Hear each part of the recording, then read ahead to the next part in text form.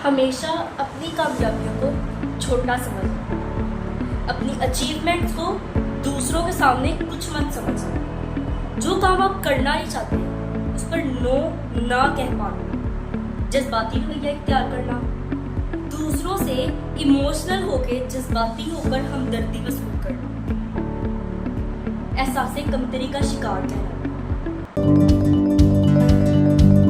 अरूज फातिमा और आप मोटिवेशन ले रहे हैं अरूज फातिमा से। तो आज का जो मेरा टॉपिक है ना वो है एहसासे कमतरी। ये एक ऐसा टॉपिक है, ये एक ऐसा मसला है जो हम सब के अंदर बहुत ही ज़्यादा कॉमन है। पता क्या है, जब भी कुछ हम अचीव करना चाहते हैं ना उसके अंदर जो सबसे बड़े दो मसले आते हैं ना उनमें एक एहसासे कमतरी है, एक गुरूर है। ये दोनों एक दूसरे के बिल्कुल अपोजिट है पर एक ही डायरेक्शन के अंदर होते हैं। या तो अगर हम गुरूर को छोड़ना चाहें तो एहसासे कमतरी आ जाती है हमारे अंदर, एहसासे कमतरी को निकालना चाहें तो गुरूर आ जाता है। ये हमारे दरमियान जो है ना, हमारे अंदर दिल और दिमाग के दरमियान में जो जंग चल रही होती है ना उसमें ये दोनों पॉइंट्स जो होते हैं ना ये बहुत ही ज़्यादा अहम होते हैं।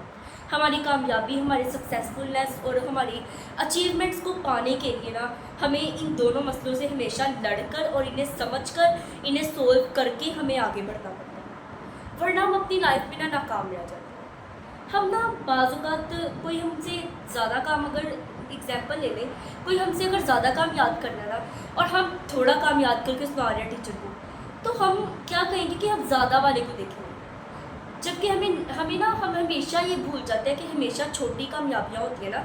अगर सीढ़ी के छोटे छोटे पोर्स हैं ना, जैसे कि एक सीढ़ी है जिसके बहुत ही बड़े बड़े जो स्टेप्स हैं, बहुत ही बड़े बड़े स्टेप्स, और एक सीढ़ी है जिसके बहुत ही छोटे छोटे। अब आप बताएं, जिस सीढ़ी के सबसे ज़्यादा स्टेप्स हैं उसके ऊपर बंदा ज़्यादा जल्दी पहुंचेगा या फिर जिसके ऊपर कम स्टेप्स है उसके ऊपर बंदा जल्दी पहुंचेगा?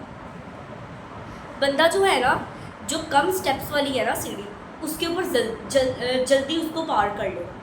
मतलब अगर यही एग्जाम्पल हम अपनी लाइफ के अंदर, अपनी करियर के अंदर और अपनी ये स्टूडेंट लाइफ के अंदर ले लेना, यही एग्जाम्पल, तो फिर हमारी जो छोटी छोटी जो कामयाबियाँ होती है ना, छोटे छोटे जो हमारे स्टेप्स होते हैं, कदम उठाते हैं हम अपनी मंजिल की तरफ अचीवमेंट हासिल करने के लिए, वो छोटे नहीं होते बल्कि वही हमें आगे बड़ा मकाम दिलवाते हैं।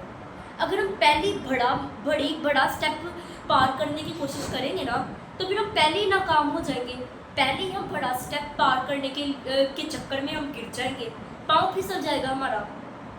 पहले हमें छोटे छोटे स्टेप्स के ऊपर चलना पड़ता है, बाद में आगे जब आदत हो जाती है छोटों की तो और बड़े करने। आप ना पता क्या है, हम सब ना हमेशा अपनी लाइफ में अब सबसे ज़्यादा जो काम करना हम क्या करते हैं, हमने अगर कोई अचीवमेंट हासिल करनी है ना तो हम कहेंगे फॉर एग्जांपल मैंने काम याद करना है, तो हम आजकल टाइम टेबल बनाते हैं। स्टूडेंट्स की लाइफ में बहुत ही अहम होता है टाइम टेबल, बहुत ही अहमियत रखता है। हर स्टूडेंट ने अपनी स्टूडेंट लाइफ के अंदर टाइम टेबल तो बहुत ही ज़्यादा बनाया होगा, पर वो वाला टाइम टेबल बनाया होगा जिसके ऊपर आप कभी अमल नहीं कर सके। कोई भी स्टूडेंट जब टाइम टेबल बनाता है ना तो उसके ऊपर अमल ही नहीं कर सकता। पता क्यों? अब इसका मतलब भी मैं आपको बता देती हूँ कि हम क्या करते हैं, हमने अगर अपनी टाइम टेबल के अंदर स्टडी का टाइम रखा हुआ है ना तो हम क्या करते हैं, स्टडी का टाइम रख लेते हैं 12 घंटे या 3 घंटे, 12 घंटे से 6 घंटे रख लेते हैं। इतना ज़्यादा स्टडी का टाइम रख लेते हैं, छुट्टियों का टाइम टेबल की मैं बात कर रही हूँ। तो इतने पहले ही हम अभी 0 स्टेप से अगर 12 घंटे वाले स्टेप के ऊपर पहुँचेंगे तो फिर क्या हम उसे पार कर पाएंगे? वो इतना बड़ा स्टेप है 12 घंटे वाला, उसको पार कर पाएंगे? नो, बिल्कुल भी नहीं। हमारा दिल तो पहले दिन ही उकता जाएगा, हमारा दिल 10 मिनट भी पढ़ने का नहीं करेगा। इसीलिए फिर क्या, जो स्टूडेंट बनाते हैं ना टाइम टेबल, पहले वो स्टार्ट करता है 3 घंटे से या फिर 1 घंटे से, वो अपने टाइम टेबल के अंदर स्टडी का टाइम रखता है 1 घंटा स्टडी, उसके बाद 2 घंटे या फिर 1 घंटा या आधा घंटा वो खेलने का टाइम रख लेता है, बाकी कुछ और, फिर 1 घंटा स्टडी। इस तरह वो छोटे स्टेप्स लेता है, छोटे छोटे स्टेप्स अंदर साथ में गैप, फिर छोटा स्टेप, फिर गैप, फिर छोटा स्टेप, इस तरह वो करता है स्टूडेंट। तो वो अपने टाइम टेबल के ऊपर ज़्यादा अच्छे से अमल कर पाएगा उस स्टूडेंट की निस्बत जो पहले ही 12 घंटे टाइम रख के बैठा हुआ है।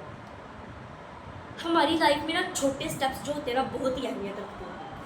हम ना अपनी लाइफ के अंदर ना हमेशा दूसरों को सबसे ज़्यादा समझते हैं और अपने आप को कुछ भी नहीं समझते, या तो अपने आप को बहुत कुछ समझते हैं और दूसरों को कुछ भी नहीं समझते। पर आज जिस मैं टॉपिक के ऊपर बात कर रही हूँ ना वो है अपने आप को कम समझना। आप ना मत कहें, मानना सॉरी कहना अच्छी बात है, पर हर किसी को बात बात के ऊपर सॉरी कहेंगे, सॉरी, पाँव बच गया सॉरी, बाजू टच हो गया सॉरी, किसी की चीज़ गलती से उठा ली सॉरी, क्या यार, किसी की चीज़ गिरा दी सॉरी, मतलब उठा के दे दे। हर छोटी छोटी बात के ऊपर सॉरी कहने से हमारे अंदर एहसासी कमतरी पैदा होती है। हम कम है दूसरे में सॉरी कहते ना हो, बस हम सॉरी सॉरी सॉरी सॉरी का रट्टा लगाए हुए बैठे हो अपनी लाइफ के अंदर, और हम जी फिर अपने आप को कम समझ रहे हो कि हम सबसे कम है, बाकी सब बहुत ही ज़्यादा है। अपनी लाइफ में ना अपने आप को प्रायोरिटी देना सीखें।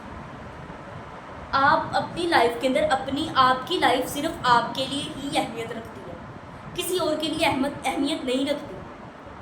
और दूसरी बात यह है कि हमारी लाइफ में कोई प्रॉब्लम आ जाती है ना, तो हम उस प्रॉब्लम को ना सॉल्व करने की बजाय या फिर अपने दिमाग से सॉल्व करने की बजाय ना हम क्या करते हैं, उस प्रॉब्लम को, ये हमारी बेस्ट फ्रेंड है, हमने इसके साथ शेयर कर लिया, ये हमारे साथ बैठी हुई है, क्लास फ्रेंड है, तुम्हें पता है मेरी लाइफ में ना इस तरह प्रॉब्लम चल रही है, मैं फिर रोना शुरू हो जाऊँगी बाकायदा तौर पर। और फिर क्लास वाला बैठी हुई है, वो अपनी थोड़ी सी कोई प्रॉब्लम शेयर कर रही है, कोई मसला शेयर कर रही है टेस्ट के अंदर, और हम साथ में अपनी डिटेल्स देना शुरू हो जाएंगे जी हमारा है, हम साथ में रोना भी बाकायदा तौर पे, साथ एक से बढ़कर एक नमूना बन जाते हैं। मतलब प्रॉब्लम तो साथ उसे फ्री में प्रॉब्लम तो दे ही रहे हैं, साथ में अपने आंसू भी फ्री में निकाल रहे हैं उसके सामने, और अपने आप को जज्बाती और बिल्कुल पागल साबित कर रहे हैं।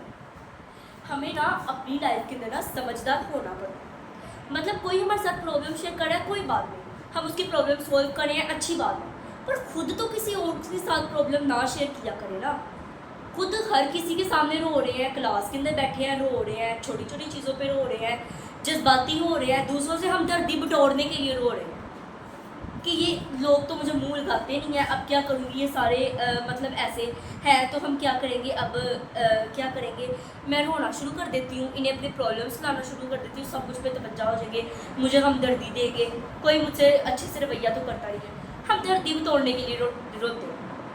इससे ना हमारा कोई फ़ायदा नहीं होता ना, हमें हमदर्दी तो मिल ही जाती है, साथ में एक से बढ़कर एक फ़ायदा जो नुकसान हमें मिलता है ना, साथ में नुकसान जो अपना बंडल लिए आ रहे होते हैं हमारे पास, वो होता है हमारे अंदर एहसास कमतरी हमारे दिल के अंदर पैदा करने के लिए। लोग फिर हमें क्या करते हैं, हमारी इसकी लाइफ में इतनी प्रॉब्लम्स है यार, मतलब इस तरह करके ना फिर वो हमारी ना प्रॉब्लम्स का हम अपनी कमज़ोरियाँ भी साथ बता देते हैं, जिससे एहसास कमतरी तो 100% के ऊपर चलेगी, प्रॉब्लम कमज़ोरियाँ भी बता देते हैं, और लोग फिर उन्हें हमारे खिलाफ यूज़ करते हैं, हमारी प्रॉब्लम्स को, हमारे रोने धोने को, परेशानियों को।